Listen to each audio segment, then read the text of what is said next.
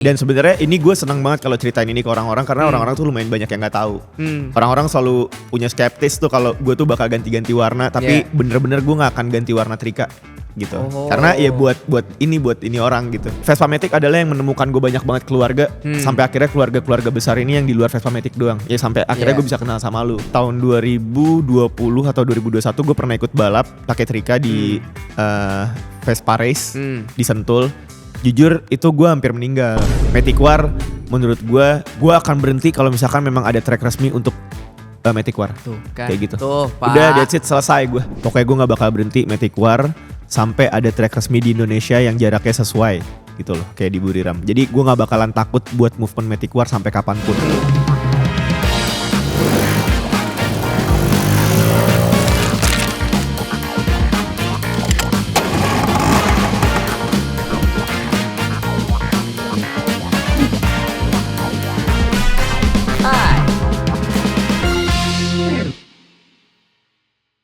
Hai, Mas Put di sini. Kembali lagi, selamat datang di dalam sebuah ruang pembicaraan tentang skuter kesayangan. Cause every scooter have their own story. And what's your scooter story? Hari ini gue ngobrol-ngobrol lagi, berbincang-bincang dengan tamu-tamu spesial. Sebelum kita ngobrol, jangan lupa kalian nih para penonton buat follow Instagram kita di @vespa_tv. Dan juga kalau ada obrolan-obrolan yang menarik, jangan lupa kalian post nih di story dan mention ke kita. Karena adminnya nih nganggur kalau nggak ada yang mention, jadi harus di mention terus gitu. Biar admin-admin ini ada gunanya lah digaji gitu. Dan hari ini gue ngobrol sama seorang sahabat gue, salah satu pemilik media Vespa Matic yang cukup terkenal. Walaupun sekarang memang lebih sering kebut-kebutan tanpa mesin. Hari ini gue ngobrol bersama Giza Paturusi. Halo teman-teman semuanya.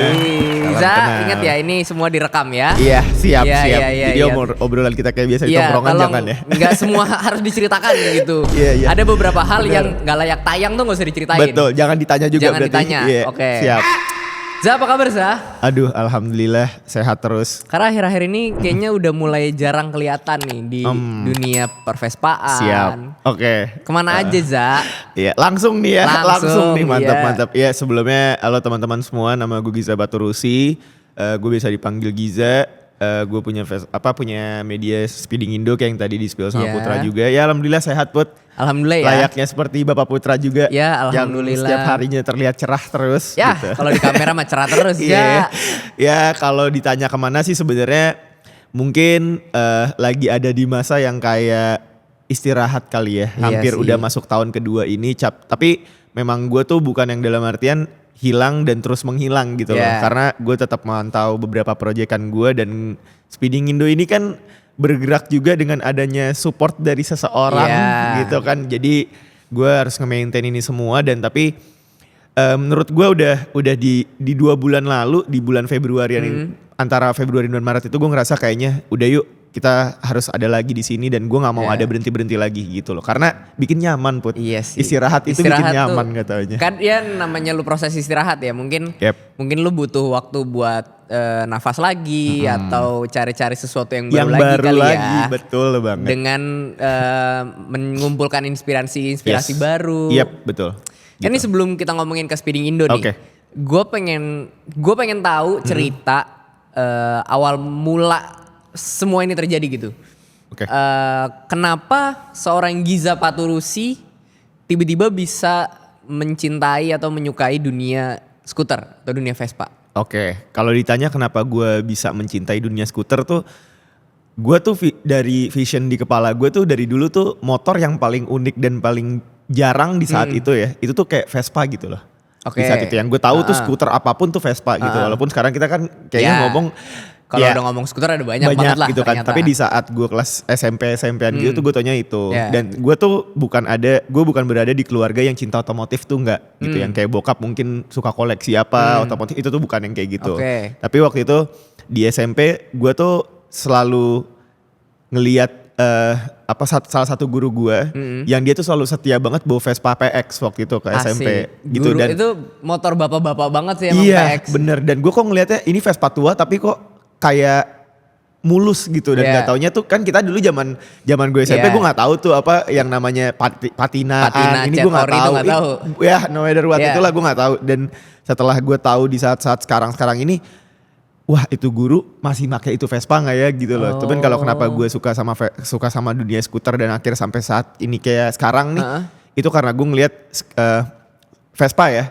Vespa adalah salah satu motor yang ikonik banget sih dan menurut gue saat itu gue nggak bisa dengan mudah untuk punya itu di rumah gitu loh. Jadi sampai hari ini gue sangat menghargai banget itu gitu. Oh, tapi motor pertama lu adalah Vespa atau bukan? Motor officially yang pertama kali dibeliin itu Vespa. Oh, gitu. Si Trika ini. Si Trika ini. Jadi sebenarnya dulu tuh gue tuh SMP tuh gue sampai SMA kelas 2 itu bokap gue tuh strict banget gue nggak boleh bawa kendaraan. Oke. Kayak gitu. Bener-bener nggak boleh sampai akhirnya dulu tuh gue pernah kan kita kan ekstrakurikuler. Gak boleh bawa kendaraan bukan karena tidak punya kendaraan? Bukan. Oke. Tapi bener-bener gak boleh nih. Mungkin karena bontot ya. Anak bontot. Si bontot ini kan memang begitu ya biasanya. Kan gue juga rada anak baik juga tuh kali itu. Iya betul. Secara track record kan baik kan. Iya baik banget. Iya, Nah bener, dulu di kelas 3 SMP gue tuh diam-diam bawa motor bahasanya yang bantu-bantu rumah nih. Asisten rumah. Gue bawa itu buat gue ekskul futsal waktu itu. Betul aja Put, kecelakaan. Ntar dari situlah kayak gue bener-bener dipenjarakan banget nih gak boleh bawa kendaraan roda 2 gitu. Berarti lu tidak punya motor bukan karena tidak boleh naik motor bukan karena tidak ada motor ya, karena memang akhlak lu kan sangat baik waktu itu ya. Alhamdulillah di saat itu memang ada motornya sih ada gitu, cuman memang gak dibolehin banget. Iyalah. Kalau gue jadi bapaknya juga ngeliat track record ini anak bungsu gue kayaknya agak-agak pintar deh. Iya, agak lain nih. Iya, agak lain nih. Udahlah nggak usah lah gitu. Bener-bener. Jadi ada potensi nyungsepnya banyak kayaknya. Betul. Jadi nggak dibolehin. Nih, potensi gue mesti keluar duit buat rumah sakit dia gede deh. Iya, tapi di saat itu tuh gue ngerasa gue tuh bisa gitu loh. Gue bisa rasa dan gue tuh kan dulu kan orang banyak mungkin seumuran kita waktu sekolah tuh ya bawa kendaraan motor tuh gas rem gitu. Tapi gue tuh paham untuk cara berkendara di saat itu gitu Put. Jadi gue gatel makanya. Tapi ketika apes gak ada di kalender. Tapi ternyata kan jalan-jalanan Tebet kan lebih ngeri ya. Nah itu seperti itulah. Itu lu pertama bawa motor asisten lu kecelakaan. Gue lagi mau ekskul futsal. Hancur motor. Hancur enggak, cuman ya baret dan lain-lain. Biasa ya namanya orang kabur bawa motor terus dapat info kecelakaan kan panik banget tuh serumah tuh. Itu pas lu nabrak tuh aduh pakai nabrak lagi mana nih gue nyolong lagi. Dan gak mungkin diam-diam lagi. Betul. Ya, seperti itulah cerita saya bersama motor. Dari lu yang tadi lu barusan cerita lu yang sama keluarga lu tidak boleh naik motor. Sampai bagaimana ceritanya lu bisa achieve sampai orang tua lu tuh ya udah deh nih buat anak bungsu gue beliin motor deh. Iya. Gimana ceritanya Za? Gue tuh ini benar-benar yang kayak surprisingly buat gue lah gitu. Jadi kelas 2 SMA tuh tiba-tiba bokap gue nawarin motor. Wow. Dan waktu itu ada salah satu dealer Vespa baru buka di daerah Tebet dan tiba-tiba dia ngajak gue ke situ. Karena gue dari dulu tuh gue tuh kan orangnya kan caper ya gitu. Apalagi ke bokap gitu. Jadi gue selalu buka YouTube di ruang tamu tuh review Vespa. Dan saat review motor Vespa Matic pertama yang gue tonton itu adalah motornya Dan Dimas dulu. GTS merah. Sampai Sprint akhirnya Orange.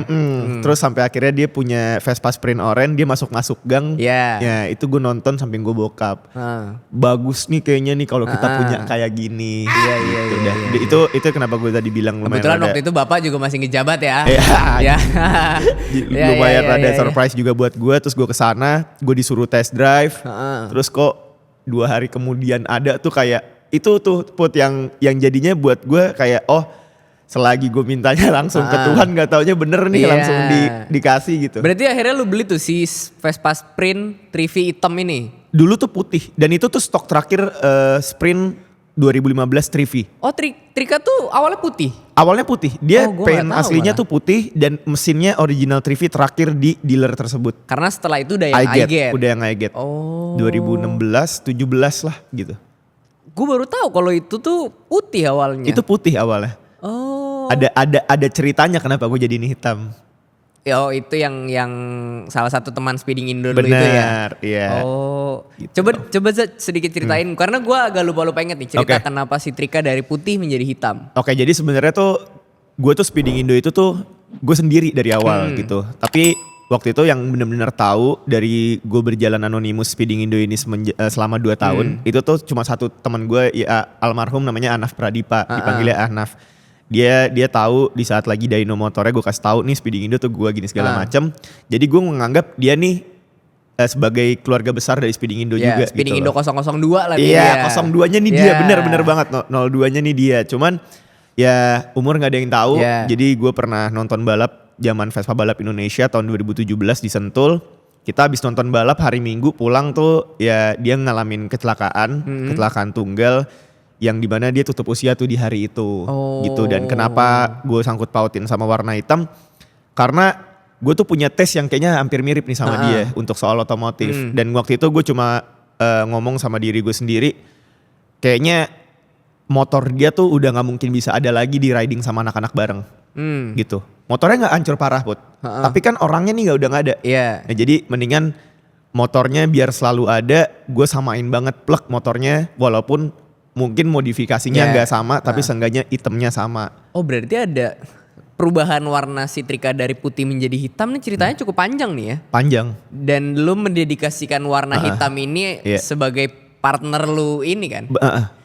Jadi kalau lu motoran sama Trika ya lu seakan-akan lu sedang motoran bareng si anak ini. Dan sebenarnya ini gue seneng banget kalau ceritain ini ke orang-orang karena orang-orang tuh lumayan banyak yang gak tahu. Orang-orang selalu punya skeptis tuh kalau gue tuh bakal ganti-ganti warna, tapi bener-bener gue gak akan ganti warna Trika gitu. Karena ya buat ini orang gitu. Karena Trika dengan warna hitamnya ini merepresentasikan si Mas Anaf ini. Betul. Wow. Kayak gitu. Gue dulu setelah dia crash, gue tuh pengen banget ngebangun motornya dia lagi, terus gue taruh di rumahnya dia lagi, tapi ya nggak bisa berbuat apa-apa, keluarganya menolak karena takut ngelihat traumanya ngelihat motor. Dan gue tuh pengen banget waktu itu, ya udah motornya kita berdiriin lagi, mau itu taruh di mana, seenggaknya nih almarhum tuh seneng motornya berdiri lagi. Cuman karena ada oknum-oknum yang kurang bertanggung jawab, sekarang motornya jadi bangke Put. Oh gitu. Begitu. Berarti masih ada di salah satu bengkel. Iya, dan gue yakin kan ya, namanya orang walaupun udah nggak ada di sini tuh mereka masih bisa lihat gitu. Dia tuh masih bisa lihat di sini dan gue yakin kecewanya mungkin sampai hari ini. Nah gue tuh sama beberapa teman-teman Vespa gue, mungkin ini bukan obat yang benar-benar mengobati dia di sana gitu, tapi seenggaknya cara kita respect kayak gini ya lewat melalui Trika, kayaknya dia juga udah seneng gitu. Iya, seenggaknya lu mencoba melakukan apapun yang bisa lu lakukan untuk menghormati dia. Iya, itulah. Wow, keren banget ceritanya Za. Jadi gue pikir selama ini si Trika ya memang motor yang lu pakai buat kebut-kebutan aja, ternyata ada banyak cerita di baliknya ya. Joknya juga karena dulu sebelum dia meninggal tuh gue udah ngomong sama dia, nah kayaknya jok Vespa tuh dibikin tuh udah paling bener-bener nyaman gitu loh. Udah ya gak usah diganti-ganti gitu. Terus gue ganti gara-gara waktu itu gue disponsor sama ada salah satu brand jok. Dan gue cuma ngomong gue mau di-endorse sama lo tapi gue maunya jok baru.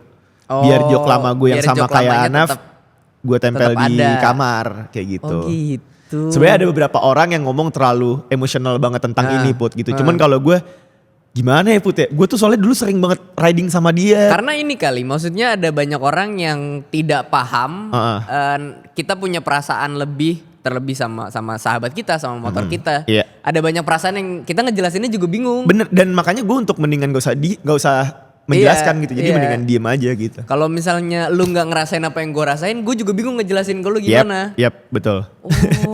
Gitulah. Si Trika inilah yang berarti yang menemani lu masuk, ya lu berkenalan sama banyak orang di dunia Vespa apa segala macam dengan si Trika ini. Alhamdulillah, betul. Wow, lumayan berkesan ya berarti si Trika ini sama lu. Berkesan banget sih. Walaupun Trika ya sering terjadi tiba-tiba tidur di bengkel lama, ntar keluar lagi, ntar masuk lagi bengkel. Iya, gitu. Kalau lu sendiri nih, pengalaman apa sih Jay yang berkesan banget sama si Trika?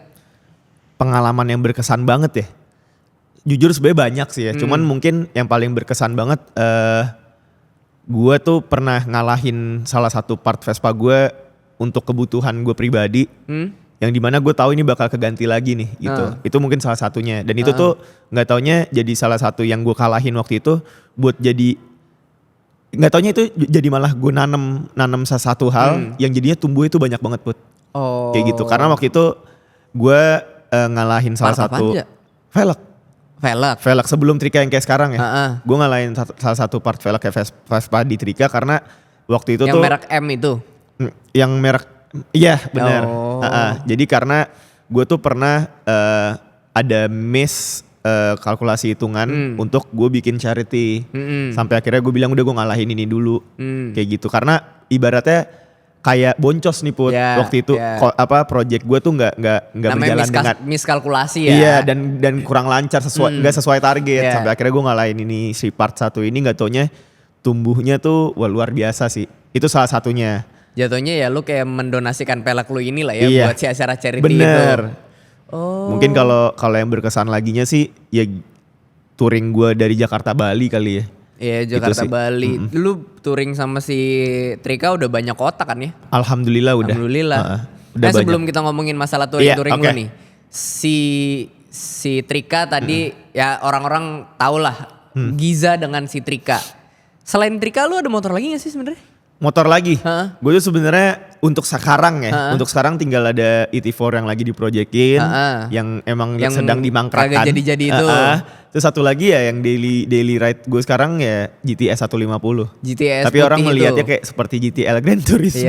Padahal itu GTS 150 guys. GTS putih lo itu. Yang jadinya hitam. Yang kemarin lu bawa kita touring kan? Oh iya. Yang jatuh. Gue pikir itu motor pinjaman, itu motor lu sendiri ya? Itu sebenarnya motor suaminya kakak gue. Gitu, cuman gue bayarin. Oh lu bayarin. Banyak duitnya guys. Enggak guys, sebenarnya itu juga belum lunas ya. Iya. Gitu. Selain si Trika, kayaknya gue nggak perlu menjelaskan lagi ya. Kalau misalnya orang yang punya attachment lebih dengan kendaraan, biasanya dia menamai si motor itu. Kayak lu punya cerita dan punya pengalaman sama si Trika, lu namain motor ini Trika. Kalau motor-motor lain lu namain juga gak sih? Gue tuh motor-motor lain mungkin yang dulu-dulu sih. Dulu-dulu tuh gue namain semua gitu. Cuman kalau yang sekarang-sekarang kayak ya udah deh gue pengen Trika aja gitu. Biar si setrikaan ini lah ya. Iya, setrikaan. Tahu artinya kan berarti ini nih bagus. Dia mondar-mandir kayak setrikaan lu. Ya, betul sekali. Kenapa sih lu malah selain karena lu memang pertama kali belinya Vespa Matic, kenapa lu sampai sekarang stay true di Vespa Matic, Ja?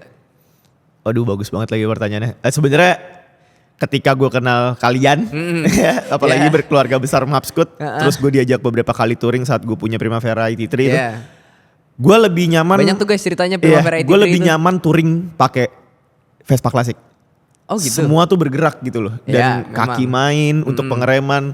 Kita yang biasanya kaki kanan kaki kiri diem, tangan kiri cuma buat rem, ini tuh semua tuh sekarang bergerak gitu di saat gue pakai Vespa klasik, dan gue lebih suka tantangannya gitu deh. Walaupun gue nggak bisa menyembuhkan ketika lagi sakit gitu ya. Tapi kenapa gue harus tetap berjalan di Vespa Matic? Karena gini sih Put, gue tahu gue nyemplungnya dari awal tuh di mana. Awal gue naruh kaki gue tuh di mana gitu, dan ketika bukannya ada meninggi atau jumawa kayak gimana, gue tuh selalu semua orang-orang yang memang nikmatin speeding Indo, semua orang-orang yang tahu gue dari Vespa Matic gitu, mereka tuh ini tuh selain setia tuh memang seneng dengan karakter gue di Vespa Matic gitu. Jadi dan beberapa orang-orang ini yang udah kayak taunya Giza ya Vespa Matic, Vespa Matic ya si Giza gitu.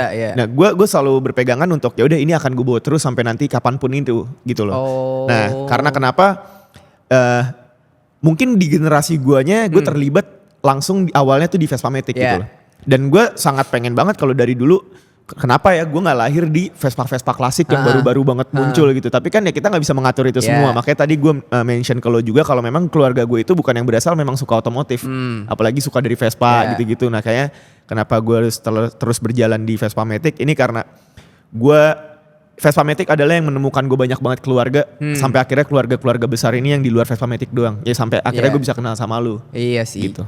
Ya gue melihatnya, kalau gue pribadi melihat lu yang stay true dengan Vespa Matic adalah ya Giza cuma tidak mau melupakan di mana dia memulai ini semuanya. Iya itu. Dan ya pasti banyak lah teman-teman yang beli klasik dong Za, segala macam. Betul. Ya mungkin lu beli 1-2 Vespa klasik gitu, tapi emang roots lu tetap ada di Vespa Matic. Betul. Dan gebrakan-gebrakan dan movement yang lu buat di Vespa Matic tuh udah terlampau jauh sih menurut gua. Iya.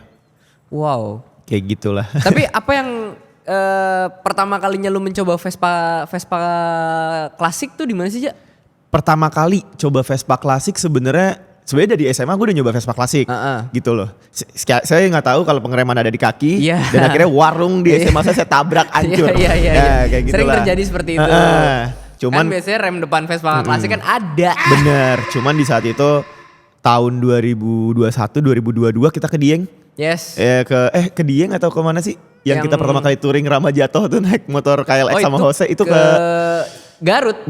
Sorry, ke Garut tuh pertama kali gue touring sama Mapscoot naik Vespa klasik ya itu. Itu lu bawa IT3 bawa ya? IT3 baru jadi kan, baru rampung. Ditemani dengan Mas Dika. Gue project. Yang lampu lu copot itu kan. Iya itu dia. Nah itu sebenarnya gini sih, gue tuh salah satu orang yang saat dulu tuh selalu ambis banget untuk gimana caranya gue masuk ke komunitas gelas, gue harus punya gelas yang sama, gitu loh. Komunitas lampu, nah lampunya gue juga pengen sama kayak yang lain gitu. Tapi di saat di Mapscoot itu, gue tuh nggak ngerasain kalau semua tuh mendesak, gue tuh harus punya Vespa klasik. Nah itulah yang bikin gue kalau gue harus punya Vespa klasik di situ. Nah gue menghargai kalian, teman-teman Mapscoot ini karena gue pengen tahu deh, maksudnya struggle kalian touring kalau bawa Vespa klasik tuh kayak gimana. Jujur, pertama kali, pegel semua badan. Kok nih tangan saya tiba-tiba ngopling terus kaki kanan jadi harus ini, bener semua harus ada keterbiasaan deh. Sampai akhirnya gue mencintai tiap touring, gue lebih suka naik Vespa klasik. Gue pernah nemenin Giza sampai tidur di depan warung gara-gara knalpot dia patah, tau gak lu? Siang-siang bolong. Ini jam segini nih. Bentet. Jam segini nih. Gue tidur di depan warung lagi. Orang, ya Allah. Itu 2022 Put. 2022 ya. 2022 Mapscoot loh Vacation Put. tuh. Iya. Ya Allah Giza masih bongkar motor. Gue udah tidur bangun. Orang masih bongkar aja lagi. Iya lagi dia yang nemenin lagi. Iya. Kalau misalnya Vespa Matic tuh kalau lu lagi perjalanan touring kayak misalnya apa yang sama teman-teman Jakarta SC, kalau misalnya Scoot Trip. Itu tuh sering ada trouble juga gak sih kayak Vespa? Karena gue belum pernah touring naik Vespa Matic nih. Oke. Sebenarnya setelah gue akhirnya mendalami dunia pervespaan dan akhirnya gue main di dua-duanya Vespa klasik dan Vespa Matic ini, sebenarnya mesin Vespa Matic itu jauh lebih rentan trouble Put. Oh gitu. Kalau yang misalkan memang sudah spesifikasinya jauh dari standar.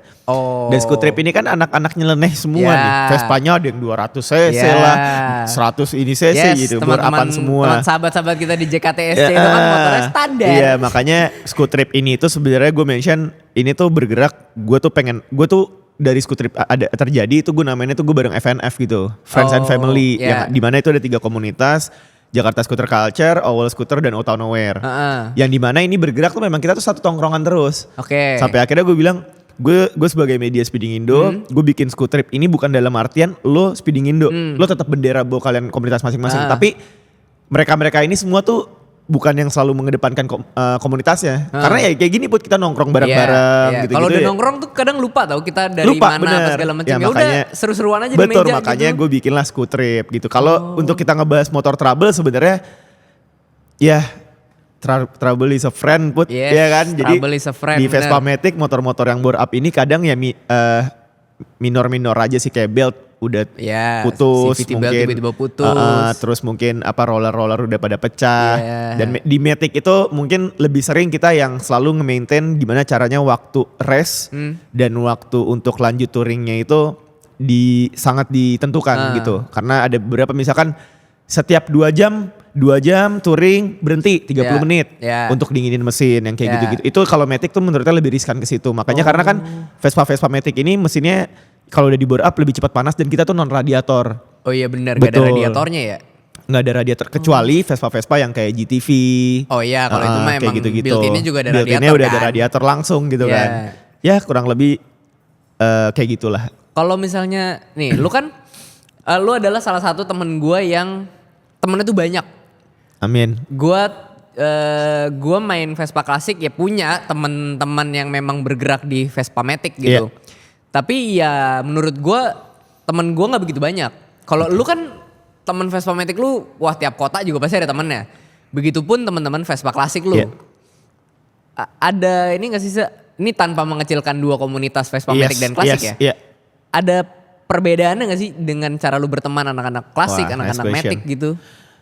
Perbedaan ya, gitu. Kalau kita coba jabarin perbedaannya itu adalah beberapa hal yang akhirnya gue tarik benangnya yang bikin gue jadi nyamannya di sini, Yeah. nggak nyamannya di sini, sampai akhirnya nggak nyamannya juga gue nikmatin gitu. Nah kalau perbedaannya di mana sebenarnya, yang pertama brotherhoodnya sih. Ya. Gitu. Gua tuh ya balik lagi kayak yang tadi obrolan yang lo bilang juga, kita bukan pengen mengecilkan segala macam, tapi gue percaya banget gak taunya setiap regenerasi itu punya karakternya. Bener. Gue tuh di teman-teman Matic ini, gue mengenal mau yang baru, mau yang udah lama, itu tuh mungkin bukan gak solid ya gitu, tapi memang mereka nih punya kepentingan dan memang hobi mereka tuh ya udah sekedar bermain gitu. Sampai akhirnya ketika nanti ada sesuatu yang lebih penting, ya namanya kita umur kan makin lama makin ada tujuannya gitu. Nah akhirnya hobi ini yang dikalahin di Matic. Dan sampai akhirnya, tapi kita tuh gue selalu ngomong sama anak-anak yang beberapa kali ngalahin hobinya ini, jangan berarti lo udah gak punya Vespa gak main lagi. Iya. Nah karena kan yang gak ada cuma Vespa lu. Persahabatan kita masih ada nih. Tapi elunya tuh masih main banget nih sama kita. Jadi jangan canggung gitu, walaupun lu mau motor lain tetap nongkrong. Iya sih. Gitu itu. Dan mungkin kalau untuk di soal touring atau segala macam, gue tuh nggak bisa banyak banget menjelaskan. Tapi gue cukup lumayan ngerasain banyak banget perbedaannya lah. Gitu. Tapi yang gue senang beberapa kali kayak misalkan, lu tadi ngomong di tiap kota ada teman-teman yang udah gue anggap kayak keluarga sendiri. Pada akhirnya gue ngerasa brotherhood teman-teman Vespa Matic dan Vespa klasik walaupun ada perbedaannya, tapi gue ngerasain visinya mereka tuh semua sama. Menambah dan menjaga gitu loh. Nah kalau di Vespa klasik, gue tuh kan beberapa kali sama Mapscoot gitu ya. Ini tuh memang udah jadi satu karakter walaupun badan kita udah drain dan capek banget ya, kayak mau gak mau lagi ketemu mereka. Kayak udah jadi kayak abang sendiri. Kita tuh kayak pulang kampung gitu loh. Bener. Setiap touring tuh kayak pulang kampung sih. Ada Om Raffi nih, ada rumahnya. Sampai bukan temennya doang, sampai keluarganya gitu loh. Gitu. Sampai kadang-kadang sebenarnya kita juga udah capek tapi gak bisa nih mesti datang ke sini nih. Gak bisa. Jadi benar-benar udah ada di kepala tuh yang kayak mau kapan lagi. Karena lagi di sini ya. Mungkin perbedaannya agak ada banyak beberapa, tapi ya gue bilang semua tuh hampir sama. Gak yang kayak signifikan beda banget. Karena balik lagi, Vespa sih dari Vespa semua. Iya dari Vespa semua tujuannya satu, solidaritas kan. Solidaritas. Kata-kata yang bagus dari Giza tadi, menambah dan mempertahankan. Iya. Jadi gak ada yang berkurang. Gak ada yang berkurang. Itu intinya. Lu kalau misalnya selain sama Mapscoot, di Vespa klasik ya? Selain sama Mapscoot, sering touring-touring sama komunitas lain gak sih? Klasik? Klasik. Oh tentu tidak. Tentu tidak, kan saya kan mendapat infonya dari Mapscoot. Iya sih. Cuman yang itu yang gue sebenarnya tadi bilang kenapa menambah tuh karena yang alhamdulillah gue dari Speeding Indo bisa ini, dan maksudnya dari gue kenal sama Mapscoot, gue bisa kenal sama Om Garasi rumah lah. Itu tuh yang dulu di zaman gue main Vespa Matic belum terlalu kenal sama anak-anak Mapscoot tuh kayak, ini gimana sih cara biar ngobrol sama ini orang? Karena gue bingung masuk kayak gitu loh. Gak ada jembatannya. Gak ada jembatannya, tapi memang ya maksudnya ketika lo pengen coba mendalami ya lo harus nyemplung dulu gitu loh. Dan akhirnya gue dari Mapscoot dan dari Speeding Indo, mungkin gak dari ini dua doang, dari semuanya ya nambah-nambahnya tuh jadi seru gitu, dan bukan bahas Vespa doang malah kadang. Kalau kita ngomongin bahas pertemanan motor apa segala macam, lo akan ketemu banyak teman-teman lo yang berbeda nih jenis alirannya. Ada yang orian banget, ada yang ya gue maunya ori tapi part-part baru. Ada yang racingan. Kalau lo nih kayaknya, kalau gue perhatiin kan, rata-rata motor lo nih mostly semuanya pasti ada aja yang dimodif. Memang lo tuh sukanya yang ya gue maunya motor gue dibuat spek sesuai gue, atau memang ya gue cuma pengen kelihatan beda aja sih, Za? Kalau kenapa selalu ada yang dimodif, kita bahas yang Trika deh. Trika tuh motor yang memang gue pengen implementasiin semua yang gue mau di situ. Gitu. Jadi dan ketika karakter, gue tuh suka banget ngebut gitu loh. Sampai akhirnya gue tuh pernah, ini core memory yang kebentuk sama gue tuh tahun 2018. Gue bisa touring dari Malaysia sampai Selangor. Itu bawa BMW GS. Itu mungkin pertama kalinya gue bawa motor paling kenceng tuh. Di highway. 218 km per jam. Nah jadi kayak gue ngerasa, ya Vespa gak mungkin bisa kayak gini gitu. Tapi gak taunya gue suka adrenalin junkie-nya nih di speed gitu. Dan gue suka banget tantangan yang kayak gitu. Bukan karena gue sukanya, tapi gak taunya gue bisa. Kan kalau orang tuh kalau ngebut-ngebutan, walaupun dia sejago apapun, cuma satu put pantangannya, apes. Iya bener. Itu doang, apes doang. Hari apes gak ada di kalender masalahnya. Tapi kalau balik lagi ke soal yang tadi lo bilang beberapa motor gue kok kayaknya ada aja yang dimodifikasi. Itu karena gue pengen, ya mungkin bisa dibilang biar beda juga. Terus yang kedua, gue tuh pengen nyesuain karakter gue nih si Giza ini ke motor gue juga karena gue pengen ya kayak yang tadi gue bilang kayak mungkin Speeding Indo ya Giza ya Speeding Indo dan gue pengen ngeliat ya motor ini tuh motor Giza ya si Giza nih punya motor itu ini perpanjangan tangan lu lah ya perpanjangan tangannya ada cuman satu-satunya motor yang pertama kali bikin diri gue adalah untuk gak ada gue gak mau modif apa-apaan pertama kali itu ya waktu gue beli ET4 kayak gitu. Nah si dari ET4 hijau itu. Iya dari ET4, ET3 itu yang bikin gue semua motor itu tuh gak harus dimodifikasi kok. Iya, kayak memang. Gitu. Sampai akhirnya tuh gue dari jempol sampai atas kepala bawa motor original tuh kayak bisa ngerasain ya. Dulu ini awal dibikin motor ini di pabrik, terus sampai sekarang masih ada, gue bisa dibawa sampai tahun ini tuh, itu spesial banget lagi. Yang bikin motor ini tuh engineer pinter-pinter ini. Itu sampai akhirnya kita pernah touring, makanya gue seneng banget tiap touring bawa Olaf Primavera ET3. Itu karena gue tuh selalu ngebayangin tiap jalan tuh kayak ini dibikin di Jepang tahun sekian ya kan terus tahun 2000 sekian ini gue masih bisa bawa motor ini dengan sehat itu dengan kayak kondisi bentuk yang masih sama seperti bawaan pabriknya. Setiap motor punya tantangannya masing-masing gitu karena memang kayaknya tuh Vespa kan dibuat dengan kesederhanaan ya kesederhanaan bahan baku karena waktu itu juga lagi krisis. Akhirnya dia bikin mesin dengan sebegitu sederhananya biar masih bisa dipakai puluhan tahun kemudian kan. Betul. Kalau ini nih Za, gue mau nanya dari yang lo tadi cerita sempat kecelakaan dan lo juga tadi cerita lo suka ngebut. Setelah kecelakaan lo menggunakan motor asisten pribadi lo itu, lo pernah nggak yang amit-amit apes gitu di jalan kecelakaan gitu? Gue tuh mungkin after 8 tahunan main motor ini lebih sering, bukan lebih sering gitu, tapi ketemu sama momen-momen yang gue nggak mau kayak kecelakaan itu tuh sebenarnya. Ini maaf banget ya kalau misalkan mungkin ada yang nonton terus korban gue gitu, korban pernah crash di jalan. Ini saya inget gue Put ya, itu tuh semua bukan kesalahan gue gitu loh. Kayak misalkan beberapa kali, ini soalnya yang keinget di kepala gue gitu, yang gue mungkin nabrak orang karena orangnya meleng gitu mungkin. Kecuali yang terakhir kita kemarin ke Batu Karas itu jujur emang saya tengil gitu. Itu memang... Udah lah yang gak usah diceritain itu gak layak. Cuman balik lagi kenapa gue suka speeding, gue suka ngebut-ngebutan, balik lagi karena tuh gue ngerasa tuh gue bisa. Dan gue tuh tahu di mana gue harus macu motornya gitu. Gitu, balik lagi yang kayak tadi gue bilang, ini semua kan terjadi kalau misalkan amit-amit kenapa-napa karena apes kan gitu. Tapi ya itu tuh, gue ngerasa karena gue tahu di mana, gue tahu gimana cara ngegasnya, gue tahu barang siapa ngegasnya, bukan orang yang kotor ngebut-ngebutannya. Dan alhamdulillah setiap kecelakaan-kecelakaan yang pernah gue alamin ya gue nikmatinnya karena memang alhamdulillah sih belum pernah ketemu yang bener-bener ngerusak gue banget gitu loh. Jangan sampai jangan sampai gitu. Tapi alhamdulillah setiap kecelakaan yang pernah terjadi di gue itu gue nikmatin dan jadiin pelajaran banget sampai hari ini gitu. Kayak gitu. Pernah kalau kecelakaan sih ya lumayan pernah. Kok aku pernah jadi saksinya. Iya. Kayak tiap tahun kayaknya ada deh guys di 5 tahun belakangan ini. Dia tuh ada aja. Giza tuh salah satu teman gue yang tingkahnya baik kan? Baik sekali. Baik kan? Tapi memang kadang-kadang selalu ada badut lah di setiap rombongan touring kan. Bener. Dan gue tuh happy ngelakuin itu buat kalian tuh happy. Ada satu ini gue sering menceritakan ini ke orang-orang nih. Kita lagi perjalanan dari Jakarta ke Jogja. Lagi di daerah namanya Petung Kriono. Semua aman, semua sehat, baik, tidak ada trouble. Tiba-tiba orang ini, ada jagukan nih, ada gundukan nih. Dia ngebut, lompat, injektor patah. Iya, padahal itu gue lagi senang-senangnya banget buat Rika. Motor kita panas-panasan di Pantura, ya Allah ini motor aman lagi. Itu gue baru ngomong, gila motor ini motor spek lu kan hampir mirip kayak motor balap ya waktu itu. Tapi kuat lu di bawah touring. Wah, trouble-nya karena ketololan pemiliknya ternyata. Terus di Jogja langsung dikirim sama Om Ruli dari Raw Racing injektor baru. Masalahnya tuh bukan injektor dia, jadi kan mesti dicari. Mesti dicari nih punya partnya. RR mono waktu itu. Iya. Dikirim lah. Lu kalau tadi cerita lu beberapa kali crash lah.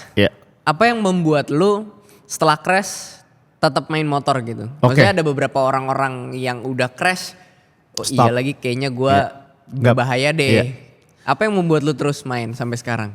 Lebih ke driving wise aja sih jadinya gitu. Maksudnya gue jadi lebih paham lagi untuk gak usah geradak gerubuk gitu loh. Karena gue ngerasain banget di zaman awal-awal main motor dan sekarang tuh kayak ya udah gue kendaraan buat ngantar ke rumah tuh balik lagi buat ke rumah gitu loh. Dari rumah ya buat ke rumah gitu. Karena yang ngajarin gue setiap crash ini ya pada akhirnya yang gue dapat adalah ini tuh kesan karena beberapa hal yang crash di gue tuh bebekas Put. Gitu loh. Ada yang di sini jadi keloid gede, ada yang di daerah sini, ada yang di sini gitu dan sampai akhirnya dari rentetan gue crash tahun 2020 atau 2021 gue pernah ikut balap pakai Trika di Vespa Race di Sentul. Jujur itu gue hampir meninggal. Hah? Emang lu crash ya di situ ya? Crash. Jadi waktu lagi kualifikasi KTT, gue nggak. Jadi itu dari sekian banyak motor 32 motor lagi kualifikasi gue tuh ngambil jarak paling depan. Nggak taunya gue ada miskomunikasi sama tim kru. Ban gue tuh terlalu kenceng anginnya sampai akhirnya di R tuh 245 gitu. Gue tuh crash waktu gue high side. Motor teman Bandung di belakang gue tuh nabrak leher gue. Aduh. Gitu. Nah gue black out di situ. Gue bener-bener itu pertama kalinya seumur gue hidup gue black out. Hitam. Hitam. Track tuh bener-bener yang ngeblur terus tiba-tiba makin gelap abu-abu warnanya. Terus tiba-tiba jadi hitam terus gue merem dikit baru sadar lagi. Gue ngegas motornya lagi tanpa rem. Gitu. Gue tuh pengen ngelanjutin itu kualifikasi karena gue gak mau gue cuman ada sama Trika di kualifikasi doang. Dan gak taunya tuh setelah gue 3-4 lap tanpa rem belakang, Trika bisa masuk ke race karena lolos kualifikasi di nomor urut 12. Kayak gitu. Nah, kenapa gue bilang itu itu untuk terakhir kalinya gue bawa ngasal-ngasalan ikut ego gue karena ya gue hampir nggak pulang ke rumah Put. Iya sih. Gitu. Gue hampir nggak pulang ke rumah. Ya to be old and wise you need to be young and stupid lah. Bener. Iya kan? Bener karena gue ada videonya kok kalau nggak salah di waktu itu teman gue videoin itu tuh bener-bener jadi lewat Put motornya. Aduh, di leher banget lagi nih. Di leher banget.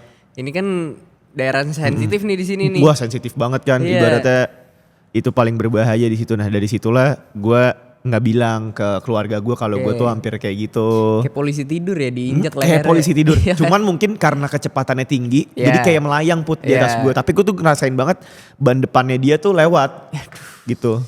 Jadi ya di situ gue ngerasa kayak udah besok gue nggak mau balap lagi. Terus yang kedua di jalanan mungkin bisa lebih parah daripada ini resikonya. Aduh. Kayak gitu. Nah sampai hari inilah. Nih ini mah gosip-gosip kabar burung yang tersebar aja Zaya. Gue mendapatkan info nih katanya si Trika ini total biaya modifnya nih lebih dari 150 juta. Kalau dihitung ya? Iya. Iya ini karena gue beberapa kali ada ngobrol juga sama salah satu orang dan dia tuh memang dari awal udah minta total modifan karena memang kontennya dia kayak gitu. Dan gue bilang ya emang segitu doang gitu. Kenapa segitu doang? Jujur karena sekarang orang-orang udah makin peyang Put kalau modifikasi. Iya sih. Karena gue salah satu orang yang modifikasi tuh gak gue catat di notes gitu loh. Sama gue juga.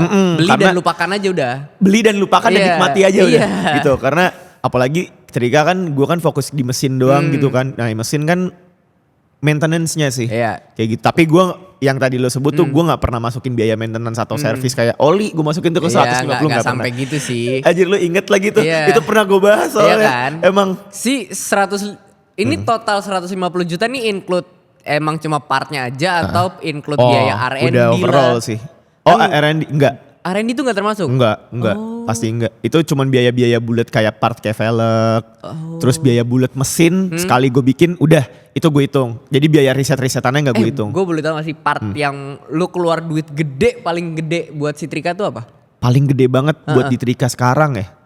Misalnya kayak apa ya? Lu beli velg kan, velg tau sendiri harganya 20-25 juta gitu.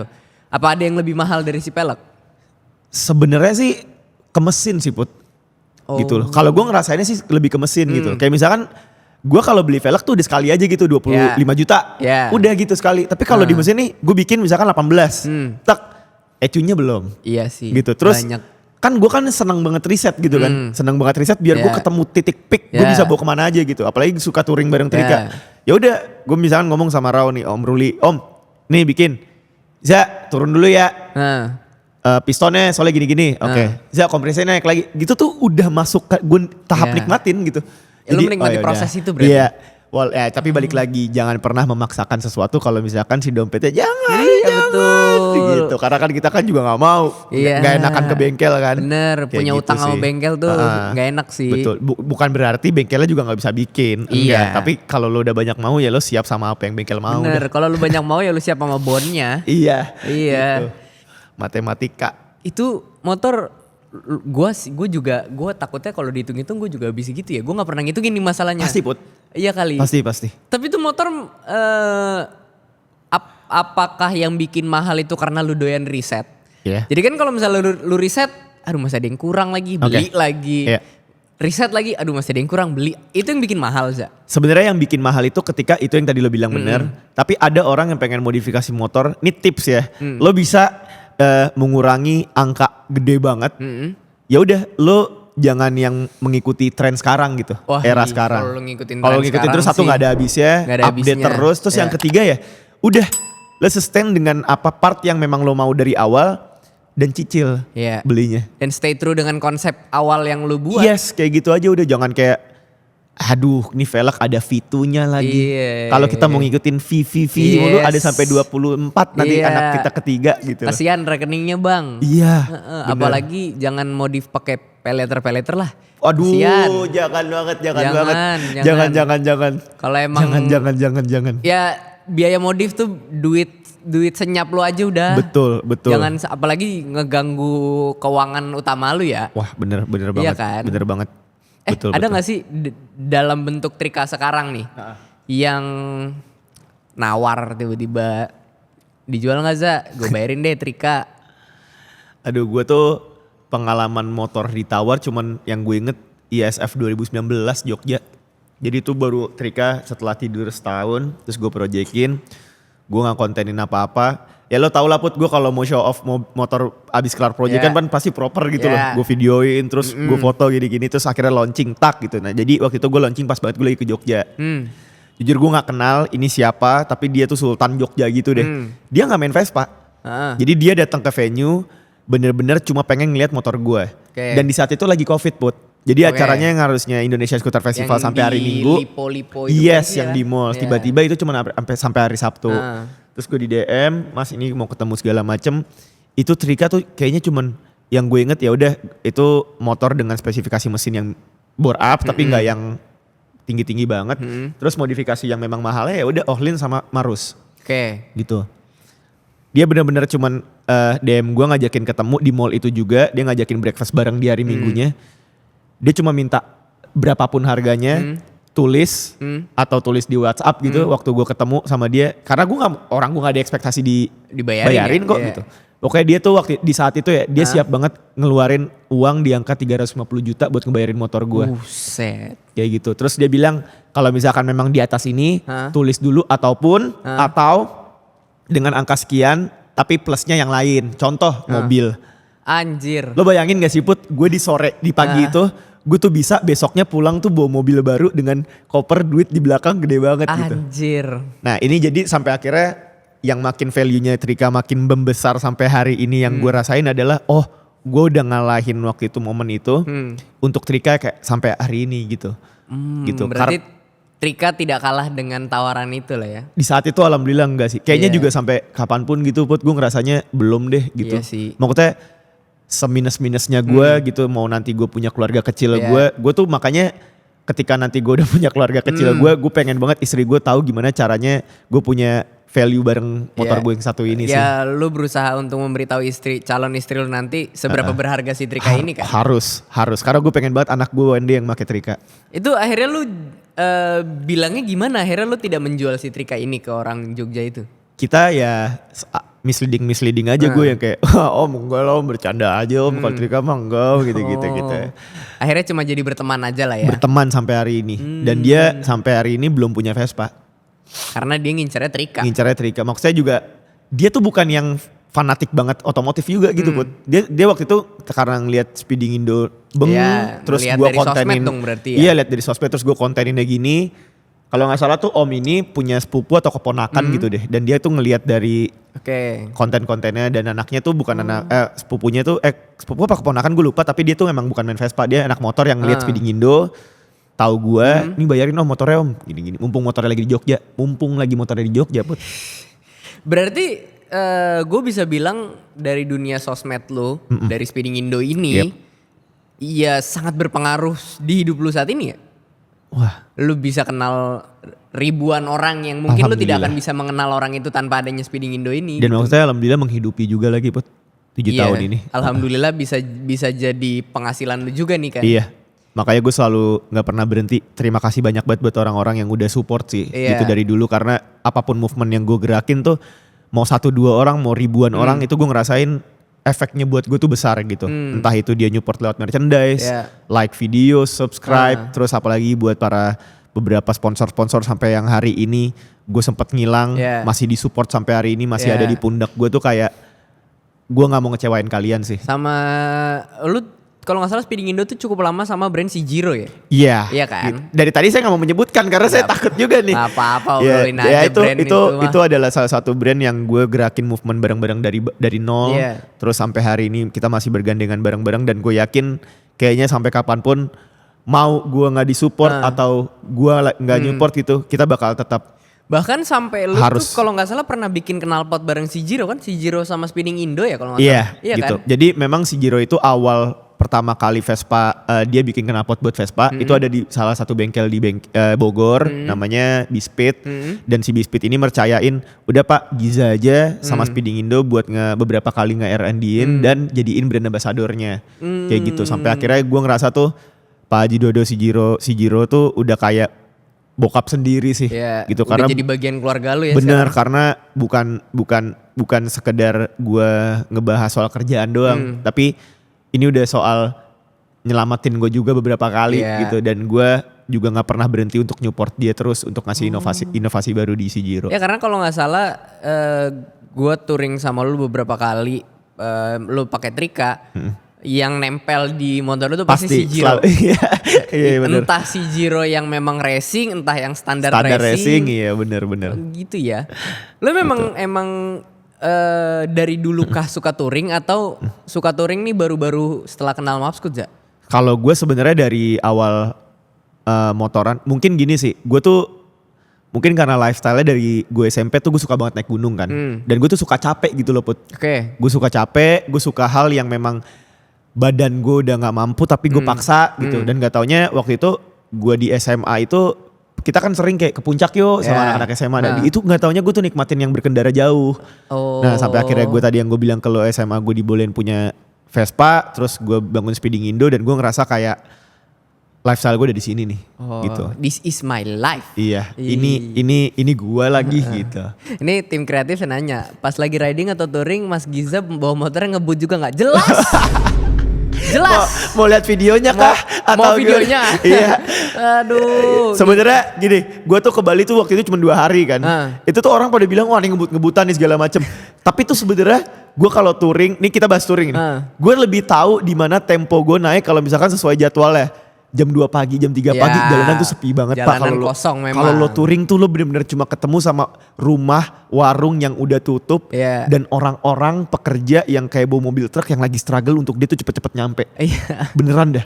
Dan itu tuh adrenalin rushnya tuh beda banget. Aduh gue kangen banget lagi buat. Gue soalnya udah lama banget gak touring. Iya kan, kita terakhir touring tahun baru kemarin. Gue sama Giza baru touring sama teman-teman dari Queen Bear Touring Division. Kita dari Bandung ke Batu Karas. Jelas orang ini adalah salah satu penghibur kita semua dengan gaya bermotornya yang sangat berakhlak. Giza Paturesi inilah orang yang selalu ditunggu-tunggu. Karena gue tuh kalau sama mereka tuh nggak mungkin bisa ngebut gitu. Jadi gue mendingan berperilaku seperti itulah. Lompatin gundukan pasir gitu ya. Lompatin gundukan pasir. Lo bayangin naik Vespa umur berapa nggak kenapa-napa tuh Vespanya. Dia kalau udah jungkir balik normal, emang ya normal. Cuman itu kayaknya udah terakhir gue begajulan saat lagi mau touring ya itu Put. Kaki bolong Pak. Asli. Kaki bolong rugiin orang lain, gue tabrak. Untung gak kenapa-napa. Kita semua lagi hai dia giniin kaki nih. Betadi. Iya emang si Martinez dah tuh penyebabnya. Tapi tetap yang penting driving wise aja guys. Jangan terlalu gerabak gerubuk karena ngerugin orang lain itu lu nggak tahu lu bakal ngeruginnya sampai mana. Kayak gitu sih. Sama Giza tuh setiap touring selalu ada aja bahasan yang selalu bikin kita ketawa. Itulah part kenapa gue suka banget touring sama dia tuh. Dan lu kan ya sama gua aja lu udah beberapa kali touring. Di luar sama gua sama teman-teman komunitas lain, lu udah cukup sering nih touring-touring ke beberapa titik di Indonesia. Ya. Ada nggak satu rute atau satu perjalanan lu yang aduh berkesan banget nih gue touring ke sini? Udah pasti sih. Gue punya kesempatan 2023 ke Nusa Tenggara Timur. Independence Journey Independence berarti. Journey-nya Queen Beer. Itu yang bikin gue berkesan karena gue tuh setiap touring suka banget ngenalin budaya kan. Karena di setiap kota, setiap desa gitu budayanya beda-beda banget. Dan sampai akhirnya dulu gue maksain diri gue untuk gimana caranya gue bisa berbaur dan memahami setiap budaya-budaya ini gitu loh Put. Kadang beberapa orang ketika badannya udah capek Put, gue cuek gitu. Nah tapi gak taunya gue alhamdulillah mungkin itu salah satu anugerah juga ya. Kayak nama lu kan gitu.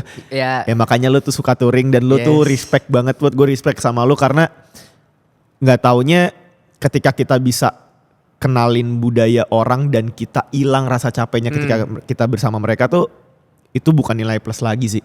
Itu tuh udah jadi satu hal yang lo bakal bawa tuh sampai kapanpun itu. Sampai lo nanti punya keluarga kecil lo gitu. Karena menurut gue setiap kita touring, mostly kita touring ke kota-kota kecil yang mungkin kalau gue gak touring gue gak akan ke situ. Itu kan? Bener banget, itu bener banget. Jadi itu adalah momen yang harus gue manfaatkan untuk mengenal budayanya mereka gitu. Betul. Maksud gue kalau misalnya liburan keluarga paling kemana sih? Ke Jogja, ke Bali. Iya, kalau misalnya gue nggak touring, gue mana tahu ada kota kecil namanya Marisa, Mamuju gitu. Gue mana tahu gitu ada kota itu.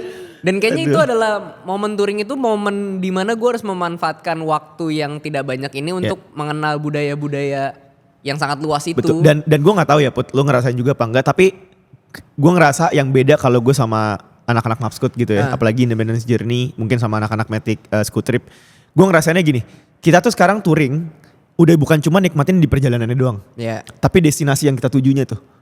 Nah kadang soalnya ada beberapa orang yang kalau udah selesai touringnya beres, Jakarta-Bali, perjalanannya seru, pas di Balinya udah selesai. Gitu. Tapi gue ngerasa 3 tahun mungkin 4 tahun belakangan tuh tiap touring tuh gue ngerasa, loh nyampe di situnya justru journey part 2-nya baru dimulai lagi tuh. Itu. Karena kenapa gue bilang paling berkesan NTT ketika gue nyampe di apa tuh namanya yang di lembah tuh ini desa yang terpencil yang terindah di dunia katanya. Gue lupa lagi namanya. Labuan Bajo. Apa pokoknya Wairebo. Nah itu gue nggak pernah punya ekspektasi lo abis touring lo datengin desa terpencil dan lo harus tahu adatnya kayak gimana. Nah itulah makanya kalau orang nanya mungkin nanti gue punya anak gitu cowok, kemana Pak? Pertama kali mau ajak aku touring, nggak mau tahu. Gue pengen ngajak lo pertama kali touring ke Wairebo. Ya jadi ya mungkin kalau kita touring ya tidak menutup kemungkinan pasti ada budget yang kita keluarkan. Pasti. Ada secara materi, secara waktu, secara fisik ada yang kita keluarkan. Tapi yang kita dapat tuh jauh lebih banyak dari itu kan. Bener. Ceritanya, pengalamannya, pelajarannya yang kita dapat gitu. Kalau touring yang menyenangkan kan tadi kita udah bahas. Kalau lu pernah nggak satu touring yang aduh kurang lagi nih touring ini nih. Touring itu buat gue nge-recharge badan gue lah. Dan pikiran gue juga gitu loh. Tapi kalau lu merasa kurang gini segala macem, gue gak bakal ngebahas sama siapanya. Tapi mungkin gue tuh lebih ke ngerasain gini, gue pernah touring yang kayak kita tuh sekarang bukan nganggap touring ke Bandung karena deket. Gitu. Itu mah main aja. Gue pernah, gue gak izin siapa-siapa. Kenapa gue bilang itu nge-recharge badan gue dan pikiran karena gue lupa 2000 berapa tapi kayak 3 tahun yang lalu gue bareng Trika itu gue ngeberanin diri untuk dari Jakarta ke Bandung sendiri. Karena itu gue ngerasa itu touring termindful gue sih. Gue gak mikirin apa-apa. Gue ngerasa memang di saat itu lagi kayak waduh kok agak Put kita tuh sering loh tau Put. Gue gak tahu ya orang banyak yang kayak gitu apa enggak, tapi mereka tuh banyak banget di kepala. Di touring hilang Put gitu. Iya benar. Nah gue tuh di yang ke Bandung itu kayak gue ngerasain kayak gitu dan gue cuma bisa udah berdoa doang aja setiap kerumitan yang gue punya dari gue bawa di Jakarta. Sekarang gue bawa di jalan, gue banyakin doa doang. Di Bandung tuh tiba-tiba kejawab tuh kayak. Touring sendiri tuh kayak lagi meditasi kali ya buat kita-kita. Bener Ya banget kan? kok. Jadi makanya kadang kita nggak bisa ngejelasin ke orang kalau lu touring sendiri tuh apa yang lu dapat, lu rasain deh. Iya, karena kalau ini menurut pribadi gue ya. Iya. Ya sebelum merit gue beberapa kali lah naik turun kehidupan apa segala macam. Obatnya ya gue keluarin motor jalan aja udah. Bener. Dan Itu betul. menurut gue setiap perjalanan, setiap roda yang berputar tuh gue ini Iya. cuma antara gue, mesin dan Tuhan aja. Bener. Apapun yang terjadi bisa terjadi, ya gue cuma ngobrol sama diri gue. Dan kayaknya kalau gue ngobrol sama diri gue seakan-akan sedang berkomunikasi dengan Tuhan Anjir, gitu-gitulah. Bener banget. Karena Setuju. kan ya namanya touring sendiri ya, apapun bisa terjadi. Iya. Apapun yang terjadi ya lu nikmatin sendiri dah tuh. Iya, betul. Nah itu tidak menghilangkan masalahnya, Iya. tapi bisa memperkuat hati kita untuk menjalani masalah itu aja. Iya, makanya jangan pernah ngelarang teman, saudara, adik, abang lu atau mungkin keluarga terdekat lu untuk dia tetap ngelakuin hal yang dia suka biar jadi self healingnya dia gitu. Iya. Karena pelajaran terbesar sih. Iya. Pelajaran terbesar itu yang gue dapet ya. Kalau lu nih, lu kan sekarang ya followers lu berapa 40.000 followers lu kan mostly tau lah lu Iya. lu suka touring, lu suka balap apa segala macem. Ada nggak nasihat nih buat teman-teman followers lu atau orang-orang yang lebih muda kalau dia pengen mengikuti jejak lu nih sebagai yang suka balap, yang suka touring gitu, ada nggak Za? Mungkin buat teman-teman di rumah, mungkin sedikit pesan dari gue adalah jangan pernah memaksakan apapun kalau misalkan belum di kadarnya kalian gitu. Iya. Mungkin dari stamina, terus tadi yang kita bahas juga soal rezeki yang datang ke kita, itu karena apapun yang dipaksakan hasilnya nggak akan maksimal gitu loh. Iya sih. Gitu. Tapi balik lagi, menurut gue setiap perjalanan ada historinya dan setiap history juga ada luka dan bahagianya. Menurut gue apapun yang akan dimulai, duka, senengnya nikmatin, kayak gitu. Terus setiap perjalanan yang kalian baru mau mulai, coba deh lebih dipikirin kalau ini tuh nggak semua orang bisa dapetin kesempatannya, gitu. Kayak misalkan gue pengen banget touring tapi gue nggak punya Vespa, bawa dia yang ada di rumah lo, bawa pun apapun motornya, karena apapun yang lo cintai, bendanya apapun itu mau murah banget, mau jelek banget, tapi kalau lo udah cinta sama barang itu kayak itu masterpiece buat lo. Jadi jangan pernah ngebedain apapun dan gue intinya jangan pernah maksain apapun deh Put. Iya sih. Gitu. Karena balik lagi ke diri kita ya, lo tahu maksimal minimumnya di mana. Jangan sampai ngerugin orang lain buat kebahagiaan lo sendiri sih. Iya. Itu gue suka kata-kata lo. Kalau lu pengen touring dan lu bilang gue nggak punya Vespa, bawa apapun yang ada di rumah lo. Iya. Karena touring itu bukan Vespa cuma medianya. Iya. Media lu punya teman apa segala macam. Yang penting itu adalah perjalanannya kan. Iya, itu dia. Dan perjalanan itu bisa lu pakai apapun gitu. Betul. Ya lu punya Honda Beat, pakai Honda Beat. Yes. Lu punya Mio, pakai Mio. Jangan lu terlalu memaksain gue harus punya Vespa dulu baru touring gitu. Yes, betul. Wow. Kecuali lu memang punya mindset dari awalnya Vespa, ya itu udah lo boleh jadiin itu pacuan gitu loh untuk bisa punya itu. Tapi ya lu harus tetap harus ada yang dipertimbangkan lah kalau misalnya lu terlalu memaksakan diri untuk beli Vespa tapi yang lainnya jadinya dikorbankan juga kayaknya nggak wise gitu. Jangan banget, gue udah pernah merasakan itu, jangan banget deh. Jangan. Karena ya Vespa cuma media kita berteman. Iya. Vespa ujung-ujungnya dia ada di parkiran. Iya. Yang ngobrol orangnya gitu. Iya, betul. Iya kan. Kalau lu dari perjalanan touring lu, ada nggak satu destinasi atau satu rute yang belum tercapai sampai sekarang dan lu suatu saat gue kalau ada kesempatan gue harus kesini sih. Oke. Kesini yang jelas mungkin kalau di Indonesia gue pengen banget ke tempat pertama kali gue belajar tentang pola kehidupan gue yang gue tinggal sendiri ya di Jayapura, Papua. Gue pengen banget ke sana Put, karena waktu pertama kali gue ngenalin diri gue buat gue harus kenal nih budaya kental tiap daerah nih, itu di Papua gitu. Oh, lu sempat di Jayapura ya? Sempat 1,5 tahun gue di sana, dan sampai kayak gue tuh kan gak ada nyokap bokap gitu kan, keluarga jauh semua, sampai akhirnya gue tinggal di deket desa yang memang semua tuh penuh dengan mama-mama gitu. Yes. Mama-mama ini tuh udah kayak jadi nyokap gue sendiri yang gue turun, nih makan pisang kepok lah, terus makan cemilan-cemilan khas Papua itu yang jadi kayak buat gue bakal ketemu lo lagi sih. Ya sampai hari ini masih ada nomor teleponnya, gue buat kecap nanya kabar-kabar mereka, tapi ya nggak bisa kita paksain Put di sana. beda banget gitu. Ya. Beda lu banget di sana. Di Papua tuh karena ya agak susah ya kalau motoran di Papua karena banyak akses yang Betul. nggak nyambung Karena lah, gue apa juga segala tinggalnya di macem. Jayapura kan, yang Iya. aksesnya nggak terlalu susah, Iya. jalanannya bagus kayak di puncak gitu. Cuman itu di Indonesia. Cuman dream list gue adalah gue harus bisa explore Itali pakai Vespa.